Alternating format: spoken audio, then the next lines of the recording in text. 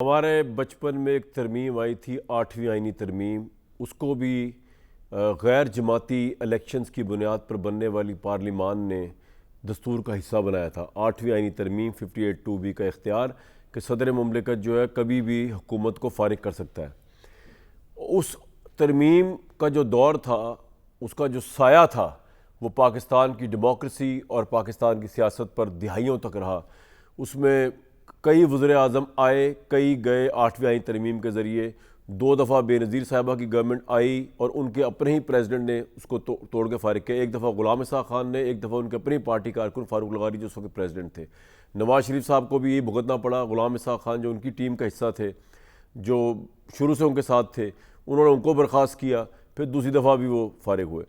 इस कॉन्टेक्स्ट के अंदर जो है अब काफ़ी अरसा हो गया था जब 8वीं आईनी तरमीम को उठा के बाहर फेंका। गालिबन 17वीं आईनी तरमीम के ज़रिए जरदारी साहब की गवर्नमेंट आई, जब वो प्रेसिडेंट थे, उन्होंने 13वीं तरमीम के ज़रिए 13वीं तरमीम के ज़रिए उन्होंने 8वीं आईनी तरमीम का कलम कलक किया। और उसके बाद जो है यूसुफ रज़ा गिलानी प्रॉब्ली प्राइम मिनिस्टर थे और जरदारी साहब प्रेसिडेंट थे। उन्होंने कहा कि मैं अपने हाथ से इख्तियार वापस कर रहा हूँ पार्लियामान को, क्योंकि ये आईनी तरमीम जो इस पार्लियामेंट ने 85 की पार्लियामान ने के इलेक्शंस पे जो आई थी, पार्लियामेंट ने जो पास की थी, ये तरमीम गलत थी। तो उस पर साबित हुआ कि पार्लियामेंट की पास करदा पाकिस्तान की हर तरमीम जो है वो इस मुल्क की जमहूरियत और इस मुल्क की सियासत के लिए अच्छी नहीं।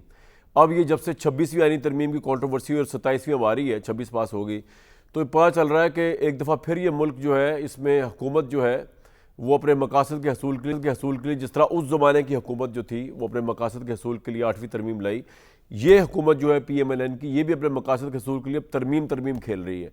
अब यह है कि तरमीम करो और जो चाहे करो, अपने मुखालिफ को टांगने वाली तरमीम करो, अपने मुखालिफ की ऐसी तैसी करने वाली तरमीम करो, अपनी मर्जी के जजेस लाने वाली तरमीम करो, अपनी मर्जी की तादाद के जजेस। ये नहीं कि for the sake of justice, for the sake of rule of law, for the strengthening of democracy, for the welfare of people of Pakistan. Perception ये है, परसेप्शन ये हुकूमत और उसकी लाई हुई आने वाली जो आ चुकी तरमीम और आने वाली तरमीम के बारे में।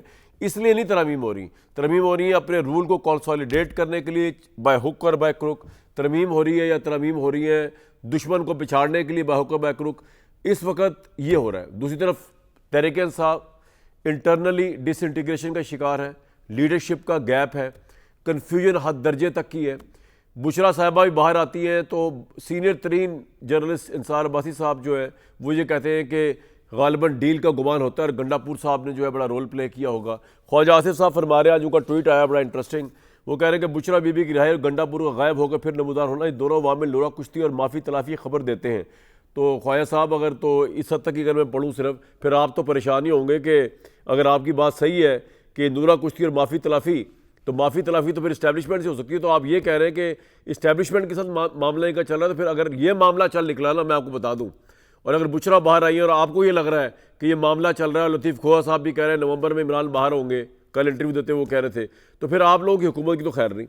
और ये सब कुछ बानी PTI की मर्जी के बगैर नहीं हो रहा। ये ख्वाजा साहब का ट्वीट में कंटिन्यू कर रहा हूँ। बेगम साहबा की रिहाई और पेशावर रवानगी मामूल की कार्रवाई नहीं, गंडापुर की चालें कि पहले भड़के मारो, धमकियाँ दो, जलसे जुलूस से गायब होना, फिर नमूदार हो जाना, आनिया जानिया। अब पंजाब और खैराबाद कहकर बेगम साहबा का पेशावर वज़ीर हाउस की अनेक्सी में डेरे डालना पसे पर्दा दास्तान की निशानदही है।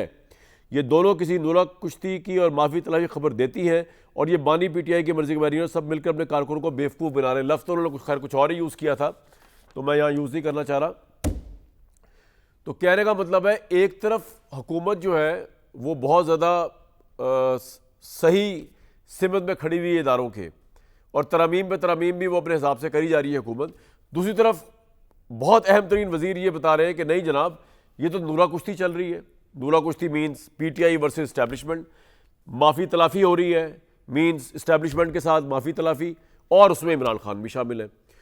तो इस मुल्क में अब गवर्नमेंट का क्या काम रह गया है, ये डिस्कस कर लेते हैं। क्या तरमीम लाकर अपने ज़ाती इंटरेस्ट को आगे लेके जाना, और तहरीक इंसाफ का सिर्फ क्या यही काम रह गया है कि सारी चीज़ों को पसे पुश डालकर अवामी मसाइल को छोड़कर, KP के अवाम के मसाइल को और सोशल वेलफेयर को छोड़कर वो या तो भड़के मारें या लोगों को डाइवर्ट करें, क्योंकि उनकी कमज़ोरी नज़र आ गई। आईनी तरमीम तो रोक नहीं सके, वो 27वीं भी आएगी रोक नहीं सकेंगे। उनका काम ये रह गया डील करना, तो भाई खुल के फिर डील करें और मामला ख़त्म करें।